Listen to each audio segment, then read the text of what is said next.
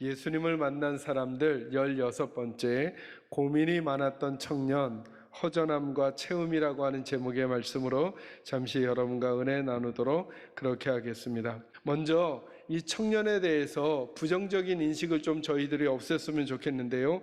이 청년은 어떤 사람이냐 하면 오늘 저희가 읽었던 본문 22절 말씀에 보면 이렇게 말합니다. 그 사람은 뭐가 많다 그래요?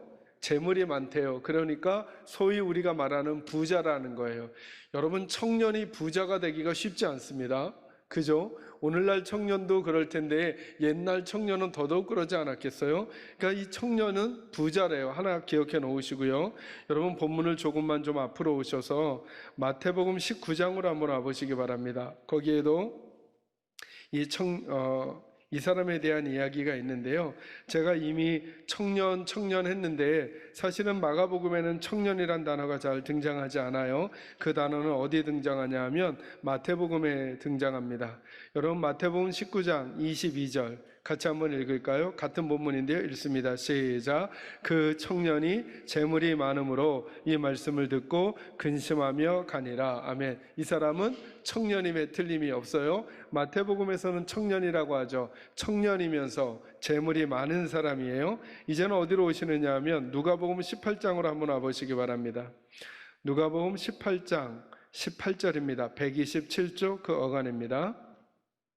18절도 같이 읽어볼까요? 읽습니다. 시작. 어떤 관리가 물어 이르되 선한 선생님이여 내가 무엇을 하여야 영생을 얻으리이까? 아멘. 그러니까 이 청년은 관리였다는 거예요. 영어 단어로 보면 룰러라고 하거든요. 그러니까 통치하는 사람, 관원, 그러니까 제법 직급이 높은 사람이었다는 거예요. 자, 이 청년을 한번 그려보세요. 청년이면서 부자이면서 그리고요 관리인, 직급이 제법 높은 그 나라의 통치자 중에 한 사람이었다는 거예요. 이러기 쉽지 않은 거죠. 그럴 뿐만 아니라 이제 예수님과의 대화를 잘 들어보세요. 예수님이 뭐라 그러냐면 내가 어찌 나를 선하다 일컫느냐, 하나님 한 분 외에는 선한 이가 없느니라 하시며, 오늘 저희가 읽었던 마가복음 10장 19절에 내가 계명을 안 하니 살인하지 말라, 간음하지 말라, 도둑질하지 말라, 거짓 증언하지 말라, 속여 빼앗지 말라, 내 부모를 공경하라 하였느니라. 그랬더니 그가 이렇게 말합니다. 20절 같이 읽습니다. 시작. 그가 여짜오되 선생님이여 이것은 내가 어려서부터 다 지켰나이다. 아멘. 그러니까 이 사람은 그 당시에 종교적으로도 매우 아주 성실한 청년이었다는 거예요. 여러분, 이게 그냥 남처럼 여겨지니까 가벼운데요, 이런 청년이 여러분의 자녀라고 생각해 보세요. 여러분의 자녀 25난 혹은 28난 여러분의 자녀가 청년인데 부자에, 그리고 어느 정도의 직급에 올라가 있고, 그리고 어려서부터 하나님의 계명으로 알려져 있는 규칙들을 잘 지키면서 살아가는 청년이에요. 여러분, 이 청년 성공한 청년이에요, 아니에요? 성공한 청년이죠. 만약에 이런 청년이 우리 교회 청년 중에 한 사람이 있다고 한번 해보세요. 그가 여성이든 혹은 그가 남성이든 간에 아마 많은 사람들의 사랑을 받게 될 것이고 아마 부러움을 사는 사람이었을 거예요. 이 사람 그런 사람이라는 거예요. 이 사람 그런 사람이라는 거예요. 그런 사람인데, 그러니까 여러분, 이 사람은 저와 여러분이 지금까지 가지고 있음직한, 우리 사람들이 가지고 있음직한 영역에서 나름의 일정 수준의 성공을 경험한 사람인 거죠. 청년인데다가 물질도 많죠, 지위도 있죠, 남들에게 도덕적, 종교적 신망도 없는 덕망 있는 사람으로 벌써 그렇게 성장해 버린 거예요. 근데 그에게 이상한 일이 생긴 거죠. 그런 삶을 사는데 자꾸 마음속 한 구석이 채워지지 않는 허전함이 있는 거예요. 여러분, 오늘 본문에서 제일 먼저 저희들에게 선명하게 주는 게 뭐냐 하면, 저와 여러분이 지금 부족하다고 느끼는 그 부분들, 허전하다라고 느끼는 그 부분들이 만약에 채워지더라도 여기 본문에 나와 있는 이 부자, 관원, 청년처럼 다른 이들보다 도덕적으로, 윤리적으로 혹은 직업적으로, 재물적으로, 건강적으로 더 나은 자리에 있다고 할지라도 그것은 절대로 우리의 모든 허전함을 채울 수 없다는 사실을 먼저 얘기해 주고 있는 거예요. 그러니 혹시 오늘 이 시간에 예배하는 저희들 중에 이것들 중에 하나가 내게 없어서 이것들 중에 하나가 내게 부족해서 나는 불행하고 나는 행복하지 못하고 나는 의미 있는 삶을 살지 못해 라고 생각하는 분이 있다면 그 생각은 방향이 바뀌어져야 할 거라는 거예요. 오늘 이 청년은 저희가 보기에 부러워할 만한, 칭찬을 받을 만한 성공적인 삶을 살았는데 그 안에 허전함을 채울 수가 없었던 거예요. 그래서 그가 이렇게 한답니다. 17절로 와보시죠. 17절 같이 읽습니다. 시작. 예수께서 길에 나가실새 한 사람이 달려와서 꿇어앉아 묻자오되 선한 선생님이여 내가 무엇을 하여야 영생을 얻으리이까? 아멘. 이 사람은 착한 사람임에 틀림이 없는 것 같아요. 왜냐하면 청년이면서 또 나름대로 지위가 있고 그리고 부유하고 그리고 도덕적으로도 잘 저기 하는 사람임에도 길을 가는 예수님께 나와서 이렇게 당당하게 여쭙는 게 아니라 꿇어 앉아서 예수님께 질문을 하고 있는 그의 태도는 그가 가지고 있는 형편과 사정과는 달리 그는 매우 착하고 겸손한 성향에 저와 여러분이 매우 칭찬해 맞이하지 않아야 할 그런 청년이 아닌가 싶은 거죠. 그런 청년에게 허전함이 있었다는 거예요. 그 문제를 주님은 어떻게 만나주시는가 몇 가지로 좀 정리해 드리려고 합니다. 첫째로 저와 여러분이 좀 주목하고 싶은 건 이거예요. 청년의 질문이 괜찮다는 거예요. 청년의 질문이. 여러분, 청년의 질문이 뭐예요? 내가 무엇을 하여야 영생을 얻으리까? 라고 하는 질문이에요. 그는 물질도 가져보고 지위도 가져보고 건강도 있어보고 다른 사람들로부터 칭찬을 받지만 언젠가부터 마음의 허전함을 채울 수가 없는 거예요. 그 허전함의 문제가 영생의 문제가 아니라면 자기를 채울 수 없다는 걸 알게 된 거예요. 그리고 예수님께 나와서 뭘 여쭈냐 하면 내가 어떻게 해야만 영생을 얻을 수 있겠습니까? 라고 묻는 거예요. 저는 이 질문을 들으면서 이런 생각이 들었어요. 오늘 저와 여러분은 예수님께 무슨 질문을 하고 있나요? 오늘 우리는 예수님께 무슨 질문을 하고 있나요? 오늘 우리 자녀들은 예수님께 무슨 질문을 하고 있나요? 오늘 우리들은 예수님께 무엇을 찾고 있는가를 한번 물어보고 싶은 것입니다. 저는 제 자녀들이 이 질문을 하나님께 했으면 좋겠어요. 하나님, 제가 어떻게 해야 영생을 얻을 수 있겠습니까? 저는 우리 교회 식구들이 이 질문을 주님께 드렸으면 좋겠어요. 그러면서 저는 자연스럽게 교회가 세상을 향해 무엇을 주어야 하는가가 이 질문 안에 있는 게 아닌가. 교회는 무엇을 주어야 하는 곳입니까? 정치적인 답을 주어야 하는 곳입니까? 도덕적인 답을 주어야 하는 곳입니까? 세상이 어지러워지면 질수록 교회가 해야 될 모습들이 무엇인지를 선명하게 잡지 못할 때가 있는데 오늘 이 청년은 모든 문제가 다 정상적으로 되어 있는 인생인 것 같은데 해결되지 않는 오직 유일한 그 문제를 유일하신 주님께 지금 묻고 있는 거예요. 어떻게 해야만 영생을 얻습니까? 여러분, 교회는 세상을 향해 무엇에 대한 답을 줘야 하는 곳입니까? 영생에 대한 답을 교회가 가지고 있어야 하고 교회는 영생에 대한 답을 주는 곳이 되어야 하지 않겠냐는 것입니다. 그리고 그 교회의 구성원들인 우리 성도들은 세상을 향해 주어야 될 답이 영생에 대한 답을 주어야 하지 않겠냐는 것입니다. 그러기 위해 우리도 이 질문을 좀 물어봐야 되지 않겠습니까? 나는 영생을 얻은 사람인가? 나는 오늘 밤, 아니 지금 이 순간 주님이 내 생명을 거두어 가셔도 나는 하나님의 나라에 들어갈 수 있는 사람인가? 이 청년처럼 돈도 있고 지위도 있고 건강도 있고 그리고 다른 사람들이 착하다 훌륭하다라고 하는 신망과 덕망도 얻었음에도 불구하고 영생과는 거리가 있는 삶 때문에 허전함을 느끼고 있는 인생은 아닌가. 저는 우리 사랑하는 계산자일교 식구들이 또 우리의 자녀들이 우리의 청년들이 주님 앞에 바른 질문을 하며 거기서부터 방향을 바르게 찾아가는 것이죠. 영생을 소유한 사람으로서 그 인생을 살아가는 복이 저와 여러분에게 있기를 주의 이름으로 축원합니다. 그리고 마지막 때에 우리 계산제일교회가 존재 의미가 있다고 한다면 우리 계산제일교회는 이곳에서 존재하면서 이곳에서 여전히 영생의 길이 누구를 통해서만 가능한지 예수와 예수의 십자가의 복음을 전하는 일일에 가장 중요한 강점을 두고 그 일을 감당하는 하나님의 공동체가 될 수 있기를 주의 이름으로 축원합니다. 두 번째 좀 나누고 싶은 거는 이 청년을 다루시는 예수님의 모습이에요. 여러분, 청년이 이렇게 묻습니다. 선한 선생님이여, 내가 무엇을 하여야 영생을 얻으리이까? 그러면 뒷구절을 읽어보지 않으면 이렇게 예상해야 됩니다. 구원은 그렇게 얻는 게 아니야, 구원은 이렇게 얻는 거야 라고 얘기를 하시는 것이 일반적인 흐름이죠. 근데 예수님이 그 앞에 한 구절을 더 집어넣으십니다. 18절 같이 읽습니다. 시작. 예수께서 이르시되 내가 어찌하여 나를 선하다 일컫느냐? 하나님 한 분 외에는 선한 이가 없느니라. 아멘. 여러분, 이 말씀이 예수님은 선하지 않는다는 말일까요? 아니죠. 선하다는 단어는 누구에게만 적용돼야 한다는 거예요. 하나님께만 적용해야 한다는 거예요.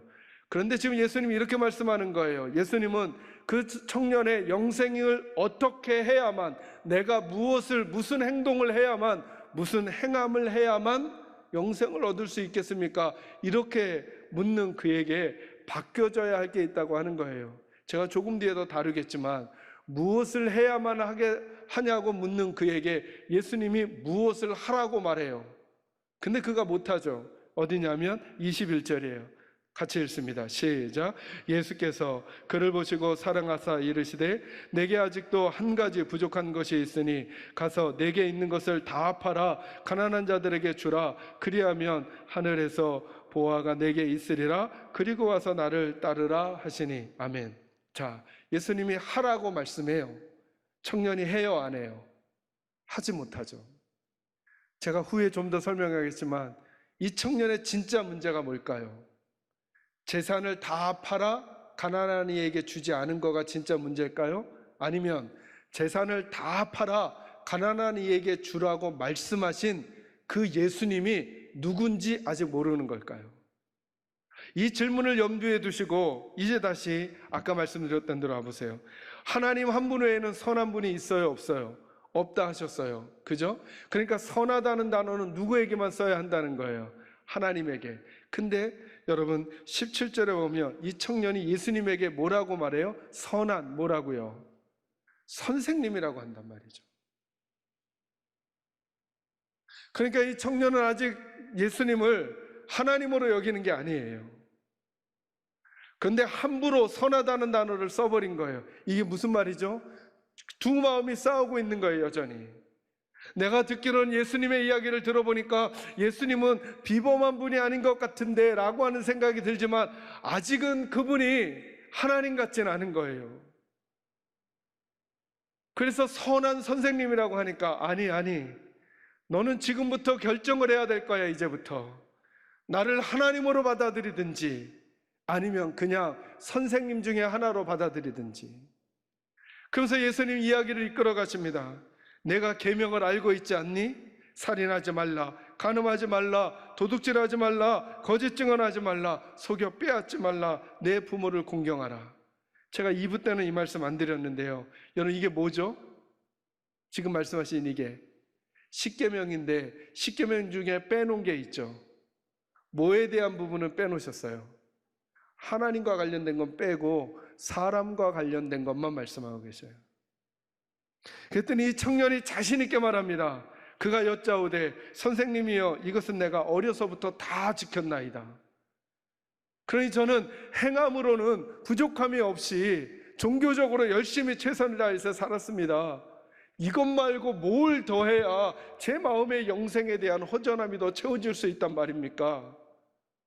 라고 하니까 그러면 너는 내가 내는 마지막 이 문제를 풀어보아라.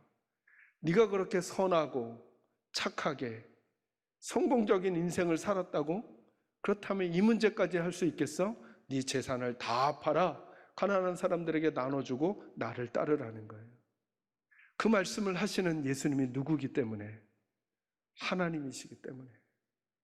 그러니까 지금 청년은 재산을 다 팔아 남을 주라고 하는 그 말을 못 지키는 게 아니라 그 말을 하신 예수님이 누군지를 지금 모르는 거예요.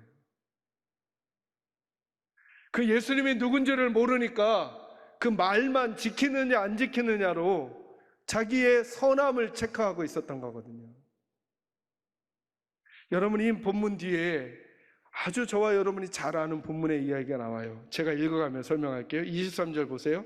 예수께서 둘러보시고 제자들에게 이르시되 재물이 있는 자는 하나님의 나라에 들어가기가 심히 어렵도다 하시니 제자들이 그 말씀에 놀라는지라. 예수께서 다시 대답하여 이르시되 얘들아, 하나님의 나라에 들어가기가 얼마나 어려운지 낙타가 바늘기로 나가는 것이 부자가 하나님의 나라에 들어가는 것보다 쉬우니라. 여러분, 낙타가 바늘길을 통과할 수 있겠습니까? 없듯이 부자가 하나님 나라 들어가는 건 너무 어렵다는 거예요. 그러면서 뭐라고 말씀하시느냐면 제자들이 매우 놀라 서로 말하되 그런즉 누가 구원을 얻을 수 있습니까? 예수님, 그렇다면 누가 구원을 얻을 수 있겠습니까? 예수께서 그들을 보시며 이르시되 사람으로는 할 수 없으되 누가 할 수 있다고요? 하나님으로는 그렇지 아니하니 하나님으로서는 다 하실 수 있느니라. 아멘. 지금 이 청년의 문제는 뭐냐 하면 그 계명을 지키느냐 안 지키느냐의 문제가 아니라 그 계명을 말씀하시는 그 예수가 누구냐를 선명하게 지금 모르고 있다는 거예요. 그래서 만약에 내가 중요하게 여기는 것이 있다고 한다면 그것이 주님의 말씀과 다르더라도 내가 내 걸 지켜버리게 되면 그 순간 나는 하나님을 하나님으로 여기지 않는 거라는 거예요. 이 허전함을 채우려면 이 청년은 물질을 파느냐 안 파느냐의 문제가 아니라 그 말씀을 하시는 예수가 하나님이시냐 아니시냐를 빨리 결정해야만 그의 삶의 허전함을 채워갈 수 있다는 거예요. 오늘 저와 여러분의 인생도 마찬가지라는 것입니다. 우리 계산자의 식구들은 여러분 개인의 인생에서 어떤 일을 진행하거나 혹은 하지 않을 때 하나님이 진짜 하나님이십니까? 아니면 그런 사건들이 있을 때마다 혹시 우리도 이 청년처럼 그 시간에는, 그 사건에는, 그 상황에는 하나님은 하나님의 자리에서 잠깐 내려오게 하시고 우리가 하나님이 되어 내가 좋아하는 게 하나님이 되어 그 일을 결정하거나 하거나 하지 않거나를 결정하지는 않냐는 것입니다. 그렇게 된다면 아무리 성공해도 하나님하고는 멀다는 것입니다. 그렇게 된다면 실패해도 하나님하고는 멀다는 것입니다. 여러분, 성경이 말하는 부자의 개념이 뭘까요? 부자의 개념이 오늘 청년이 알려주잖아요. 청년은 뭐 없이는 살아도 뭐 없이는 못 산다는 거예요. 예수님이 없이는 살아도 돈 없이는 못 산다는 거죠. 그죠? 부자의 정의는 뭐냐 하면 그러므로 하나님 없이도 살 수 있다고 여기면 부자인 거예요. 하나님 없이도 살 수 있다. 그러면 가난한 자는 어떤 사람일까요? 상황과 관계없이 누구 없이는 하나님 없이는 못 산다라고 결정한 사람이 가난한 사람입니다. 언제가 여러분에게 팔복을 설명해 드리면서 심령이 가난한 자는 복이 있나니 천국이 저의 것이며 말씀드렸죠. 심령이 가난하다는 게 뭘까요?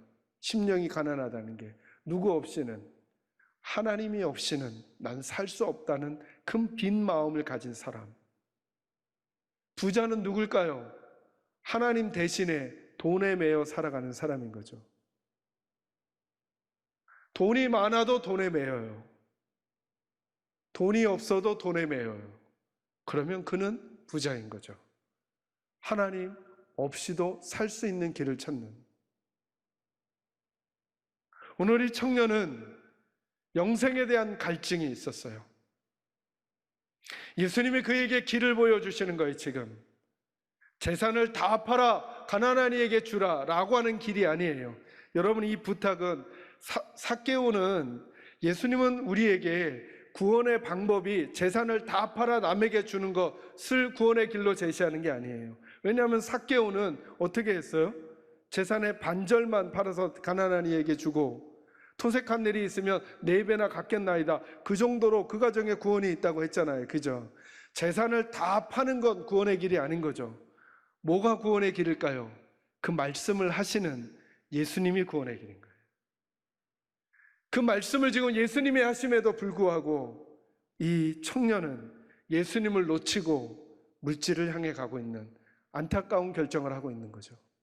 근데 이런 결정들이 저와 여러분의 인생에도 수도 없이 일어난다는 거예요. 내 인생에 하나님이신 주님이 원하지 않으심에도 불구하고 뻔히 알아요. 모르는 게 아니에요. 이 청년도 지금 예수님의 의도를 뻔히 알잖아요. 그래도 등을 돌리는 거예요. 저와 여러분도 마찬가지예요. 저와 여러분도 뒤에서 이런 말 하면 안 된다는 거 뻔히 알아요. 그런데 해요. 그 순간 주님을 주님으로 여기지 않는 우리들의 결단이 거기 나와 있는 거예요. 그리고 그 순간 우리 삶에 하나님의 나라는 없어지는 거죠. 하나님의 백성으로 살지만 지옥 같은 시간들이 찾아오는 거예요.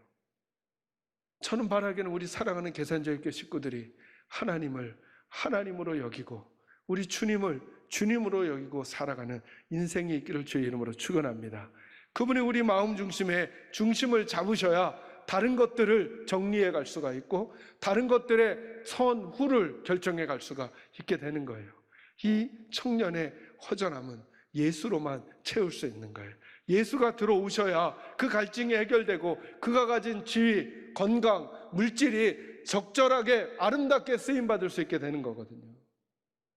저는 우리 식구들에게 이 은혜가 꼭 있기를 주의 이름으로 축원합니다. 한 가지만 더요. 세 번째로 여러분과 좀 나누고 싶은 얘기는 이거예요. 저와 여러분의 강점이 주님께 쓰임받는데 장애물이 될 수 있다는 거예요. 이 청년을 설명할 때 부자라는 걸 설명해요. 만약에 이런 생각을 한번 해보는 거죠.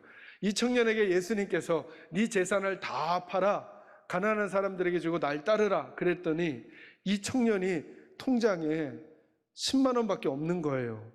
그럼 이거 하기가 쉬워요, 어려워요? 너무 쉽죠. 어차피 하루 이틀밖에 안 되는 걸 팔고 예수님 따르지. 근데 너무 많은 거예요. 그가 가지고 있는 강점이 예수님의 음성에 순종하는데 장애물이 되는 거예요. 여러분의 가장 귀하고 강점이 뭐예요? 주님이 오늘 이렇게 말씀하시는가?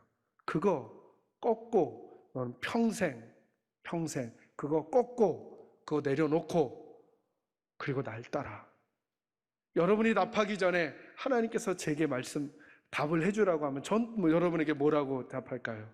1번일까요? 2번일까요? 당연히 저도 2번을 말하는 거죠. 그런데 그 질문에 대한 답을 우리 각자가 하는 자리가 되어버리면 오늘 이 청년과도 같은 갈등과 고민을 우리들도 하게 될 거라는 거예요. 여러분, 예수님은 이 청년을 믿게 생각하지 않으셨어요. 내 말을 거절하고 떠나가려서 이렇게 생각하지 않으셨어요. 여기 21절에 보면 예수께서 그를 보시고 사랑하셨대요. 그러니까 그의 마음을 잘 아시면서 그를 사랑하시듯이 지금 해주는 거예요. 저는 이 청년의 돌아간 다음에 마지막이 궁금해요. 이 청년은 예수를 아예 버리고 간 게 아닌 거죠. 지금 갈등하는 시간인 거죠. 예수님을 따라야 할 것인가 물질을 따라야 할 것인가 하는데 아직은 주님께 갈 수 없는 그 갈등, 저와 여러분하고 똑같잖아요. 여러분과 저도 예수님 사랑하잖아요. 그죠? 근데 아직도 내가 생각하는 내 강점, 내 욕심, 내가 옳다고 여기는 거 아직 다 못 내려놓잖아요. 때때로. 그죠? 이 청년하고 아주 비슷하죠. 저는 이 청년의 마지막이 궁금해요. 그래서 제가 어떤 글을 읽어보니까 어떤 성경학자 중에 한 분은 교회 전승과 관련된 글을 읽다가 이렇게 해석하는 분이 있었어요. 이 청년이 나중에 예수님에게 무덤을 내어준 아리마대 요셉이라는 가능성이 있다, 이렇게 하는 분이 있어요. 그는 돌아가서 고민한 거죠. 나 어떤 인생을 살까? 나 어떤 인생을 할까? 당장은 결정하지 못하고 근심하며 갔다 그랬잖아요. 그 근심의 끝에서 혹시 주님을 선택하는 선택을 했으면 좋겠다라는 바람이 제 마음속에 이렇게 일어나는 걸 보면서 그건 저와 여러분을 향한 바람이기도 한 거예요. 우리도 우리 강점 때문에 주님의 음성에 순종하지 못하는 어리석음을 선택하지 말고 도리어 저와 여러분이 겸손히 주님을 더 사랑하면서 주님이 원하시는 게 무엇일까를 한 걸음 한 걸음 걸어가는 믿음의 순종이 우리 모두에게 꼭 있기를 주님의 이름으로 축원합니다.